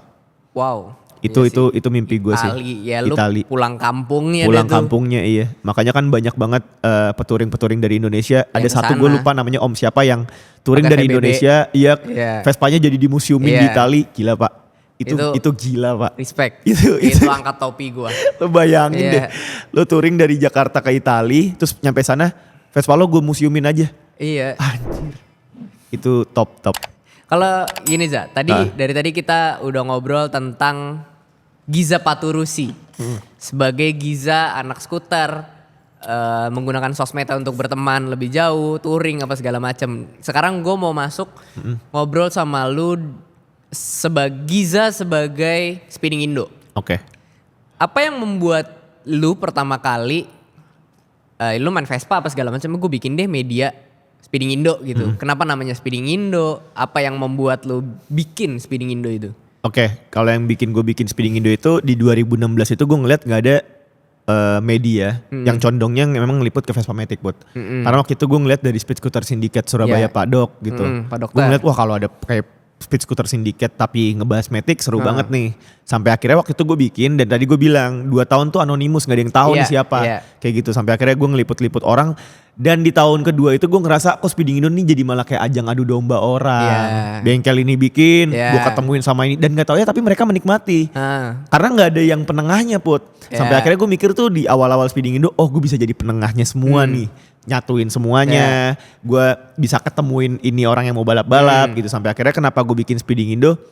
Jujur mungkin by spell kayak kurang nih. Apa sih kok Speeding Indo gitu. Mendingan Speed Hunter atau Speed Indo apa gitu kan. Tapi dulu yang ada di kepala gue kayak gitu. Tapi menurut gue lumayan ini loh. Lumayan enak didengar gitu Speeding Indo gitu. Sebenarnya enak didengar enak banget Put gitu. Speeding Indo udah gitu kan sampai kayak yang sebenarnya tuh hurufnya banyak tapi gampang disebut dan nyantel gitu. Ya udah Speeding Indonesia udah. Iya. Dan kalau misalnya dari segi bisnis kayaknya lu bisa ngejual ini lebih jauh malah. Bener, Karena cuman tidak ada embel-embel satu instansi doang nih. Yes, itu dulu kan sebenarnya kan Vespa Speeding Indonesia. Iya. Vespanya Cuma bisa digeser kan bisa masuk ke beberapa bener. kan. Cuman memang gue tuh selalu pengen coba ngeberesin paradigma orang tentang Speeding Indo ini yang kayaknya ngebut-ngebutan dong, makanya gue suka touring. Dan di saat itu gue beli ET4 sama ET3 itu kan ngebungkam orang yang Speeding Indo gak bisa nyantai kalau touring. Kok bisa Giza beli motor yang gak kencang-kencang amat? Nah itulah gue untuk nih gue bisa juga. Tapi kenapa lo memilih untuk menjadi anonimus selama 2 tahun waktu itu? Oke, kalau kenapa memilih jadi anonimus selama 2 tahun karena gue bisa lebih mengekspresikan untuk orang-orang nggak tahu Giza nih yang ngelakuin. Soalnya kalau orang taunya gue, nanti banyak nggak enak-enakannya juga Put gitu. Dan gue tuh lebih ke gue jual merchandise aja di tahun kedua karena gue nggak punya rekening selain nama gue kan. Kayak gitu-gitu. Ketahuan nanti rekening kan atas nama siapa. Tapi saat itu lu tahu gak sih ada banyak orang yang ngaku kalau dia adminnya Speeding Indo? Ada. Iya kan? Ada. Cuman ya kita kan kayak Pernah ketemu gak? Oh pernah. Oh, yang iya? ngindar juga pernah. Sampai hari ini malu-malu ketemu gue padahal udah bodo amat gue ya. Banyak, ada beberapa orang yang kayak gitu. Dia ngakunya admin Speeding Indo. Yang punya. Bagus. Yang punya Speeding Indo. gitu. Ya kurang lebih seperti itulah. Nah si Speeding Indo kan kalau gue ngelihat activity kalian di Speeding Indo ya lu gak cuma memperkenalkan sebuah bengkel, hasil motornya apa segala macam, lu bahkan bikin movement atau lu bikin acara di Speeding Indo. Yang kemarin cukup terkenal ada Matic War, ada Scoot Trip itu sendiri. Ceritain dong Za, kenapa akhirnya lu dari sebuah media bikin movement beneran gitu. Jadi sebenarnya beberapa movement yang gue bikin kayak gue dulu pernah bikin Vespa tuning itu yang memang gue bikin sampai 3 kali adanya di Sentul. Itu gue sebenarnya bukan event balap tapi gue ngemediasiin untuk orang-orang yang mau latihan tapi jangan di track balap liar. Gitu. Di tahun ketiga gue dijanjin ada orang yang pengen bikin track balap sepanjang 2 kilo. Katanya mau di Sentul juga gitu. Ini saya bukan. lagi. Tapi gak jadi Put. Gitu. Terus budgetnya ada Za. Budgetnya ada, tapi mungkin ada yang salah satu yang ribet terus sampai akhirnya orang ini ngasih konsul ke Polda Metro Jaya. Ini sih gue sampein aja ya. Jadi gue diundang sama Polda Metro Jaya 2022 untuk gimana sebenarnya nih orang-orang balap liar itu bisa terstruktur. Gue gak banyak yang gue jelasin, gue gak panjang lebar. Sampai akhirnya gue bilang kita bikin kayak Buriram Thailand, selesai semua masalah Pak. Iya sih. Bukan 24 hour lo buka, enggak juga. Iya lu buka malam sampai pagi udah cukup Udah itu. selesai, Iya. masalahnya kelar Put. Iya. Gitu, orang tuh sekarang banyak banget kok tinggal di Kalimantan balapin ke Jakarta mau. Bener, iya. Tapi masa liaran lagi? Iya. Ngapain Wih. gue udah jauh-jauh dari Kalimantan ke sini liaran Waktu itu gue gitu. ditemenin sama Om Rifat Sungkar sama beberapa bengkel-bengkel kayak bengkel-bengkel memang yang berperan ke balap-balap liar atau balap resmi. Udah cuma minta itu doang dan katanya oke, kita bakal bikin trek 2 km. By Polda Metro Jaya mau bikinnya rencananya di Ancol. Oke. Wah, Pinggir seneng itu dong kan. Put. Ya. Udah ada blueprint. Gue udah bakal bisa bikin agenda di situ, Ya. bukan 500 meter doang. Orang bakal seneng. Iya. 3 tahun gak ada kabar. Bikin gue Matic War. Iya ya, kenapa ya? Kenapa? Iya. Iya. Mungkin makanya gue seneng banget sama movementnya Pak Haji Putra tuh. Nah, Udah Put tuh sekarang menurut gue getol banget untuk bikin trek balap liar kayak di Buriram. Karena memang bukan liar trek balap yang dengan aspal khusus kayak Iya. karet gitu. Dan memang di maintain sama Om Rifat Sungkar Iya. juga. Gue yakin ini dalam waktu dekat bakal terjadi gitu. Gue yakin banget karena gini ya, gue tuh bukan gue menantangi atau kayak gimana. Gue tuh selalu selesai bikin Matic War balap di Antasari 1,5 kilo di atas. Gue selalu ngomong doang ke orang-orang, lo emang gak takut Za? Coba deh misalkan siapapun yang pengen kasusin ini datang aja ke gue gitu. Gue bakal ngasih bukti, gue pernah nyaranin bikin track 3 tahun udah gak ada Ya. kabar. bahkan lu udah ngomong langsung ke 001-nya nih. Betul. Iya Terus kan? sekarang misalkan gue tanya ke pihak yang berwajibnya gitu. Oke Pak, kita mau ada balapnya 1,5 kilo. Please kasih tahu gue di mana dan waktunya harus kapan. Nanti dia bilang, ya kan bisa di ini, bisa di itu. Ini itunya tuh apa? Iya. Sentul nggak sampai 1,5 kilo. Yang lu terima cuma ya ditepis doang kan? Tepis doang dan maksudnya jangan terus hobi kita diem nih. Iya. Nahan gitu Iya. terus orang-orang yang pengen nampilin motor-motornya Iya. harus tunggu dulu sampai treknya Menurut jadi gua 5 tahun ke depan. Hobi dan jiwa itu kayaknya nggak bisa lu pendem dah. Gak bisa, makanya gue Iya. bikin Matic War yang terstruktur. Iya. Bikin jamnya pagi gitu. Gue gak akan ngeberhentiin orang-orang. Kalau Iya. orang-orang ada yang mau lewat, mobil-mobil mau lewat dulu gitu. Iya. Dan gak lama Put. Gue Iya. kalau di atas Antasari tuh gak sampai 2 menit Put. Orang Iya. lepas nyampe, gue hitung lepas. Iya. Vespa kayak gitu. Iya. Gue bikin kayak gitu dong di Antasari. Makanya kalau ada pihak-pihak yang Ya. nge-DM gue ngancem-ngancem ini, gue gak perlu diancem. Datang Iya. aja Iya. gitu loh. Kita Jadi, ngobrol aja. ngobrol aja discuss. Iya. Tapi kalau lo punya jalan keluarnya, gue bakal langsung ngikutin jalan keluar lo. Iya. Jangan lama-lama tapi. Ya, karena Kita udah selama pernah ini korban PHP belum 3 tahun nih. Belum ada jalan keluar yang cepat kali Karena ya. orang banyak banget yang pengen ngomong kayak gue nggak punya wadahnya Put. Iya bener. Gitu bener. makanya gue sampein ini gitu.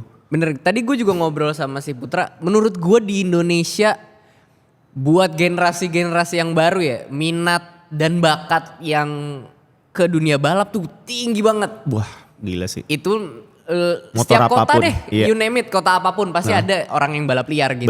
Betul. Itu kan bukan karena dia pengen balap liar, Iya. gue nggak punya fasilitas sirkuitnya. Iya. Ya makanya gue pakai di jalan gitu. Kalau menurut gue kalau Indonesia punya satu sirkuit kayak Buriram gitu, udah beres. Masalah itu tuh udah lu kayak menyelesaikan 80% masalah 80%. Iya. Gue yakin banget 80%. Karena bakal banyak banget event. Iya. Dan nanti tuh orang bakalnya jadi kayak nyetingnya di mana ya? Nyetingnya di track Nyeting itu di juga. situ, iya. Gitu. Lu mungkin bisa nyewa dari malam sampai pagi, lu mau nyeting sampai lu mau puas-puas nyeting deh tuh di situ. Indonesia kan luas banget Bud. Iya. Parah. Iya. Malah seharusnya bisa bikin lebih dari Iya 3 sih. track utama gitu. Tapi Kemarin ya tuh udah. gue baru bikin event drag race juga nih. Iya gue lihat yang tuh. Harley Davidson. Kita pakai track di Miami Beach di Peak. Itu bagus banget. Tapi gue nggak tahu ya secara perizinan dan lain-lain Iya. bagaimana. Padahal maksudnya kalau misalnya lu dari instansi tersebut, lu punya hak dan akses untuk ya gue boleh nggak gue pakai ini 1,5 kilo. Ini kan jalan juga belum ada apa-apa. Gue pakai Iya. buat nih anak-anak yang suka balap liar, lu di sini ya, gitu. Iya. Itu kan solusi yang menurut gue kayaknya gampang deh. Betul. Dengan lu punya akses dan lain-lain gitu, ketimbang lu cuma tiap malam ya apa sih ngangkat-ngangkatin motor-motor balap, Iya. nyita-nyitain motor balap gitu. Betul. Kenapa betul. nggak lu kasih wadahnya aja? Dan maksudnya kayaknya ada banyak yang lebih besar yang harusnya lo urusin sih. Bukan Iya. sekedar balap liar doang gitu loh. Iya. Banyak lah. Lu maksudnya gue, kita tuh balap liar pakai duit sendiri. bukan ngerugin orang juga Put. Betul. Mendingan lo ngurusin korupsi. Iya. Gitu. Walaupun emang ada bidang-bidangnya tapi gue tuh Iya. kadang suka gak make sense buat orang-orang yang si oknum-oknum ini buat Iya. nangkapin gue. Gue juga tahu lah gue bisa ngeluarin motor juga gitu. Iya. Sorry banget ya, memang. kadang juga suka sebel Put. Iya. Suka sebel gue ya kadang walaupun kalau pada jalan. akhirnya juga ya mungkin ini sebuah rahasia umum gitu. Tapi Iya. motor kita malam ini ditangkep paling lama seminggu lah. Iya. Udah ada lagi aja tuh Udah. motor gitu. Terlepas gimana caranya Iya. itu urusan masing-masing gitu. Jadi please banget lah maksudnya gue siapapun nonton ini yang memang punya kekuasaan itu. Gue yakin ketika lo bisa nge-spend waktu dan nominalnya. Iya. Itu bakal jadi jalan keluar yang sangat besar buat orang-orang yang cinta sama balap sih. Iya, Entah atau itu mungkin roda kalau 4. misalnya tidak ada budget, lu nggak punya budget untuk bikin track drag Iya. race lah atau apa segala macam, kan banyak gelanggang olahraga yang parkirannya bisa lu pakai sebenarnya. Waduh, benar banget lagi. Betul banget. Iya, you name it, Senayan parkirannya kurang gede apa? Iya. Bisa itu lu buat balap-balap kecil mah menurut gua. Bener. Kita cuma butuh wadahnya, Om, Pak. Top nih Skuter TV. Iya jadi kan? keluar semua gue. Ya kan? Kita cuma butuh wadahnya. Nah, Speeding Indo setelah Matic, terakhir Matic War lu bikin Tahun lalu, tahun lalu 2024. 2025 akankah ada Matic War lagi? Jujur gue buka di sini kayaknya masih 60% tuh gue lebih kepengen puasa dulu nih. Oke. Matic War-nya di tahun ini. Tapi yang bikin gue jadi kayak ya Allah pada keren banget deh semua. Gue udah megang 11 nama. Itu dari luar kota semua Put. Oke. Karena paling jauh itu tahun lalu kita dari Kalimantan. Goks. Ada satu motor. Ini Nerbangin motornya ke sini. Put itu banyak banget Put. Dari Jogja, dari Malang, Oke. dari Tegal. Hah. Dia towingin motornya ke Jakarta. Kelar Matic War. Dia gak lolos ke final. Hah. Motornya dituringin Put ke Tegal. Anjir. Nah itu tuh yang bikin gue jadi kayak gue nggak apa-apa deh capek kayak gini. Iya. Karena orang nggak tiap hari loh kayak gini mau ke gue Iya. nih gitu. Karena itu gamparan benefit buat Iya. guanya tuh adalah Jalo dipercaya loh Za Iya. gitu loh. Jalo ini loh gitu. Itu yang bikin gue sampai hari ini tuh harus tetap sustain ada di sini gitu. Jadi Matic War menurut gue akan berhenti kalau misalkan memang ada track resmi untuk Matic War. Tuh kan. Kayak gitu. Tuh Pak. Udah that's it selesai gue. Bapak yang berwenang, anak-anak muda seperti kami itu cuma butuh wadahnya Iya, aja, cuma butuh diarahkan ke wadah yang baik gitu. Karena kayaknya nggak menutup kemungkinan generasi emas pembalap Indonesia tuh dari kota-kota kecil di luar Jakarta gitu. Yang kalau misalnya lu ada wadahnya dia bisa mungkin malah bisa terjun ke balap resmi gitu, nggak tersesat di balapan liar terus. Iya bener. Gak ada yang tahu 5-10 tahun lagi kita punya pembalap nasional yang ke internasional kan. Duh. Bibit tuh banyak banget di Indonesia. Wah. Bidang apapun ya. Iya, Kacau. bibit di Indonesia. Makanya gue selalu bilang ke orang-orang yang setiap nanyain Matic War atau apa gitu. Pokoknya gue gak bakal berhenti Matic War sampai ada track resmi di Indonesia yang jaraknya sesuai gitu loh. Kayak di Buriram. Jadi gue gak bakalan takut buat movement Matic War sampai kapanpun. Intinya kayak gitu. Mau nanti Zah ditutup, gak ada. Ya. Gue akan tetap bikin Matic War dengan jarak race 1,5 kilo di Antasari mau dengan kesulitan apapun. Dan gue melihat Matic War, gue nggak tahu ini menyinggung lu atau enggak. Ya Matic War secara hukum tetap kita bisa Illegal bilang race. ini illegal race. Tetap gitu. ilegal kok. Tapi menurut gue Matic War adalah event illegal race paling terstruktur. Karena illegal race yang tidak mengganggu pengguna jalan lain. Iya. Karena lu race-nya juga di momen jalanan lagi kosong-kosongnya. Betul. Dan yang gue berhentiin itu ada nih orang tuh sorry Put gue potong. Orang tuh ngira Matic War berhentiin mobil. Itu mobil di belakang tuh lebih dari 20 mobil Matic War semua. Iya itu. Mobil peserta, Iya. mobil nggak ada mobil orang pulang kantor gue berhentiin. Iya. Intinya kayak gitu. Kenapa Za? Kok lo bisa kayak gitu? Ada mobil-mobil orang yang pulang kantor nggak bisa lewat situ? Lo cari tahu sendiri deh tuh Iya. gimana caranya. Ya.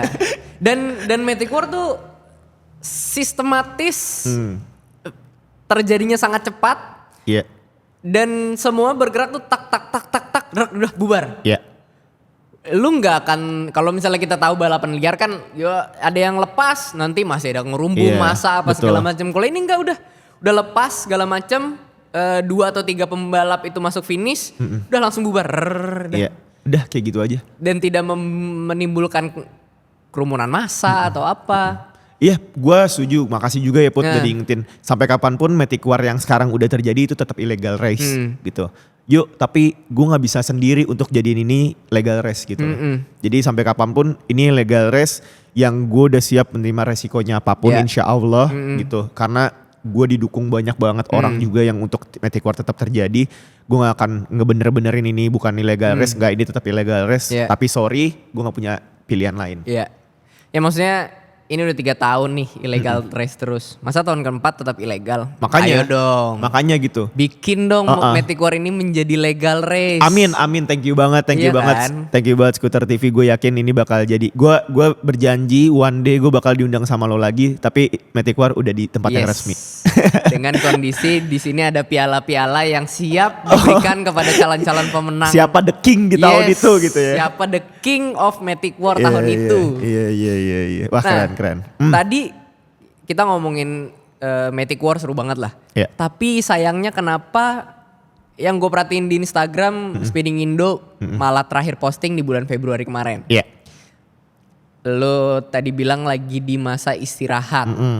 Istirahat ini memang istirahat untuk lu tenang atau istirahat untuk lu menciptakan sebuah gebrakan lagi ke depannya, Za? Bagus banget nih, gue baru pertama kali lagi ditanya di podcast gitu. Jadi sebenarnya gue udah bilang tadi kayaknya setahun 2 tahun belakang tuh yang waktunya gue istirahat. Tapi kenapa nih maksudnya tiap bulan gue tetap ada uploadnya gitu. Kayak lo bilang tadi terakhir Februari ya. Ini bukan karena tuntutan sponsor sebenarnya Put gitu. Tapi gue cuma ngerasa gue ada di titik tuh gue pengen gitu Put. Gue nyalain motor. Vespa gitu, gue keluar dari rumah, like apa ya, kayak layaknya udah orang dengan bervespa normal. Ya tanpa gitu. harus mikirin konten tanpa harus bekerja di situ. Gue tuh lagi ada di sisi-sisi seperti itu. Iya bukan dalam artian gue tuh selalu seneng dan ini pacuan buat diri gue sendiri kayak pecutan gitu loh. Sampai di hari terakhir kemarin, weekend kemarin, hari Minggu tuh masih Put. Bang Giza, trikanya mana? Dan ya balik lagi yang tadi kita ngomongin, orang tuh ada yang mungkin sebagian besar tahu gue dari Vespa, apalagi dari Speeding Indo. Itu yang bikin gue gak akan berhenti di situ makanya. Cuman kayak kenapa di-upload kok terakhir gini deh bahasanya, kenapa nih lagi kurang aktif gitu. Karena gue lagi nemuin salah satu yang gue lagi suka banget dan gak taunya nih harus sustain banget jalannya, tapi gue tetap gak boleh lupain Vespanya. Dan alhamdulillah tuh gue disupport sama orang-orang yang ada di Vespa ini juga untuk gue ngelakuin hal yang sekarang ini gitu. Jadi kayak gue ngerasa yang tadi gue bilang udah gue udah bisa nge-manage waktunya dan gue pengen tetap jalan semuanya tanpa ada ngerugiin siapapun. Berarti gue bisa bilang dalam waktu jauh atau dekat Speeding Indo akan kembali meramaikan dan menghangatkan dunia Vespa Indonesia lah ya. Dalam waktu dekat. Dekat. Pasti. Nice. Udah ada pikiran ini gak sih, Ja? Lu mau bikin sesuatu lagi gitu? Apakah ada touring atau mau bikin event apa gitu ke depannya? Ada sih, ada banget. Jadi beberapa gebrakan-gebrakan dari Speeding Indo dan teman-teman komunitas di Jakarta khususnya yang deket sama gue FNF ini, gue bakal bikin beberapa gebrakan baru di Speeding Indo yang mungkin belum terstruktur secara 100%, tapi gue yakin ini beda. Gue yakin juga ini salah satu gebrakan yang ditunggu-tunggu juga sama orang, tapi pada dasarnya adalah orang-orang nungguin banget momen panas di Speeding Indo itu aktif lagi sih. Dan gue mungkin dari dorongan kalian semua di rumah, ini jadi dorongan buat gue untuk gue bisa ngaktifin lagi. Maaf teman-teman, gue udah hampir 2 tahun menghilang gitu. Tapi orang soalnya ngeliat gue tuh sekarang, Ja lu kok gak Vespan lagi sih, lu kok lagi ini sih gitu. Sekarang tapi Giza ngebutnya gak pakai mesin guys. Gitu, jadi ada beberapa hal yang lagi gue coba dan gak tau ya gue suka di situ juga. Kayak awal gue main Vespa gitu, tapi gue taunya di titik sekarang gue tahu ini tanggung jawab yang ada buat gue juga, yaitu di Vespa juga gitu. Jadi beberapa orang yang mungkin ada yang kalah, tapi maaf gue gak kalah gitu. Oke, keren banget. Gue penasaran deh, gue mau melihat pandangan seorang Giza Paturusi. Gimana pandangan lu tentang anak Vespa Matic? Kan sekarang udah banyak ya? Banyak banget. Udah banyak banget, dari setiap satu kota aja gue pasti ada banyak komunitas gitu. Ada banyak banget personality. Gimana pandangan lu melihat anak-anak Vespa Matic yang dapat stigma negatif gitu dari masyarakat luas? Oke. Jadi sebenarnya dari lama ya udah bahas ini tuh gue seneng kalau ditanya kayak gini. Jadi sebenarnya beberapa orang-orang yang udah punya stigma tentang anak Vespa Matic itu rusuh lah, nggak tahu aturan lah, fuckboy lah gitu. Bener kok Put, emang ada yang kayak gitu. Gitu, bener ada yang kayak gitu. Banyak, mungkin banyak gitu. Tapi kan dari 1-2 orang bisa jadi ribuan orang nih gitu. Nah, jadi menurut gue stigma-stigma ini adalah sampai kapanpun gak akan bisa pernah hilang. Karena mungkin Vespa Matic itu naik juga bukan karena keluxurian barangnya nih, tapi lo kok jadi ada warna baru nih, kok jadi ada oknum-oknum yang jadi nyeleneh tapi jadinya ke bawah terus sampai hari ini gitu. Jadi menurut gue ya cap dari orang lain ini mungkin mereka lagi ketemu yang buruknya atau lagi ngelihat itunya aja. Tapi kan kita juga gak bisa ngejelasin kayak orang yang gak tahu seni Vespa nih. Gitu kita harus ngejelasin juga. Kayak mungkin gue ngejelasin ke beberapa teman-teman di rumah, beberapa kali gue jelasin, bang kok gue gak ditegur ya, gue kok gak disapa balik. Udah gak apa-apa gitu. Soalnya sekarang tuh Vespa banyak banget. Dan sekarang tuh gue bakal ngerasa kayaknya beberapa tahun ke depan Vespa itu di kalangan tengah nih orang bakal punya Vespa. Buat di rumahnya. Karena gue dulu tuh pengen banget Vespa juga, gue ngeliatnya tuh kayak BMW di mobil gitu Put. Wih keren banget gitu loh. Tapi sekarang orang guys bisa beli Vespa dengan cara apapun guys. Cash, kredit bisa. Nah gitu. Jadi jadi kayak lu gak punya sisi aja lu udah punya Vespa tuh bisa gitu. Jadi gue ngerasanya Vespa tetap kayak Vespa. Maksudnya dengan segala ketangguhan dan luxury-nya gitu ya. Itu gue yakin tetap Vespa, tapi mungkin ada beberapa orang yang nggak tahu menau juga tentang apa sih Vespa tuh isinya gimana jadi gue nggak bisa maksain itu juga. Jadi gue lebih respect sama orang-orang yang tetap berkendara tanpa ngecap apapun kendaraannya gitu. Jadi balik lagi ke karakter kalian masing-masing lah, udahlah. Keren. Susah Put. Kalau udah mau ngobrolin ini nih, kadang panjang kali lebarnya panjang banget. Tapi ujungnya nggak ada Put. Iya bener. Nggak ada pembelaannya karena udahlah males gue. Terakhir nih Ja, sebelum kita masuk ke quick question. Gue kembali lagi gue mau nanya tentang pandangan seorang Giza Paturusi. Lu adalah orang yang lumayan berpengaruh, gue bisa bilang di skena Vespa Matic. Tapi ada beberapa orang dari skena seberang, which is mungkin dia main Vespa klasik, yang mungkin gue nggak tahu apa dia memang tidak punya relasi teman Vespa Matic atau gimana. Tapi pasti ada orang yang berpikir, alah Vespa Matic mah bukan Vespa. Menurut lu pandangan lu gimana? Pandangan gue sebenarnya untuk beberapa orang-orang yang mikir kayak gitu ya, jujur minim aja sih Put. Gitu. Karena sampai kapanpun ya payungnya kan sama semua tuh. Gitu Piaggio nih bikin Vespa ya sampai hari ini ya Vespa tuh 946 yang harganya ratusan juta itu tetap Vespa. Tapi mungkin orang-orang yang punya penilaian seperti itu karena karakter dia tuh udah into banget sama Vespa klasik. Mungkin mereka bilang ya Vespa tuh manual, Vespa tuh ada giginya, right gitu. Gue yakin emang bener kayak gitu. Dari dulu memang semuanya kayak gitu. Vespa ada giginya. Tapi ini eranya yang kebentuk sampai akhirnya kita tinggal gas rem doang. Untuk lebih ke simpelnya, minimalisnya gitu. Karena Vespa tuh bikin itu gitu. Tapi ya untuk orang-orang yang memang beberapa ngecapnya kayak gitu, Vespa Matic bukan Vespa. Balik lagi Put, ketika kedewasaan kita, gue sekarang udah yang kayak ketawa aja ya gitu doang gitu gue udah yang kayak ya udah nggak apa-apa. Tapi one day gue yakin lu bakal mengerti kenapa dunia modern ini sampai akhirnya Vespa tuh ada yang buat Matic, sampai ada yang elektrik kan sekarang. Nanti one day lu bakal ngerasain oh iya ya ini Vespa juga lagi gitu. Karena gue sering kok matain beberapa orang-orang yang oknum-oknum yang gak suka Vespa Matic tapi dia jadi respect ke Vespa Matic dalam artian lo pakai Vespa klasik nih, tapi masa yang Matic bisa ngebenerin Vespa klasik gitu. Itu dia. Jadi jangan jadiin nilai poin lo kayak gini nih. Gue punya Vespa klasik berarti gue yang paling Vespa. Enggak. Gitu. Enggak usah terlalu eksklusif lah, biasa aja. Semua sama kok guys. Semua sama beneran. Hidup. Kadang kalau misalnya kita ngerasa terlalu eksklusif, kita jadi tidak sadar kalau misalnya kita berdiri di lingkup yang kecil sebenarnya. Itu awal kehancuran. Gitulah. Oke, kembali lagi Vespa itu cuma medianya saja. Pada akhirnya Vespanya cuma ada di parkiran. Yang ngobrol orangnya. Itu dia. Giza Paturusi, terima kasih. Sama-sama, thank you juga. Terima kasih. Ini kita udah berapa lama? Sejam ada gak? 1 jam hampir 1 setengah. Hampir Gokil, 1,5 jam. 1,5 jam. Mantap. Seru-seru. Ya. Nih sebelum kita menutup episode kali ini, gue mau memberikan ke lo quick question. Gue akan memberikan 2 pilihan, lo tinggal pilih satu di antara 2 pilihan itu. Waduh, oke. Giza Paturusi, yang pertama, dalam kota atau luar kota? Aduh harus cepet nih ya kalau kayak gini-gini ya. Luar kota. Santai atau ngebut? Santai. Matic atau manual? Manual. Beli jadi atau bangun dari awal? Bangun dari awal. Klasik atau futuristik? Futuristik. Giza Paturusi. Iya. Tepuk tangan. Za, terima kasih banyak sudah ngobrol-ngobrol di sini. Thank you juga Skuter TV. Terima kasih teman-teman yang sudah nonton sampai sini.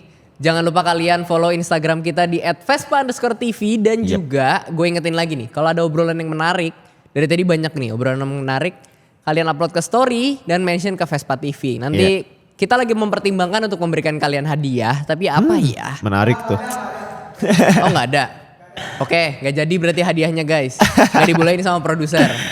Oke teman-teman, Mas Bud di sini mewakili segenap kru yang bertugas. Say bye-bye. Thank you guys.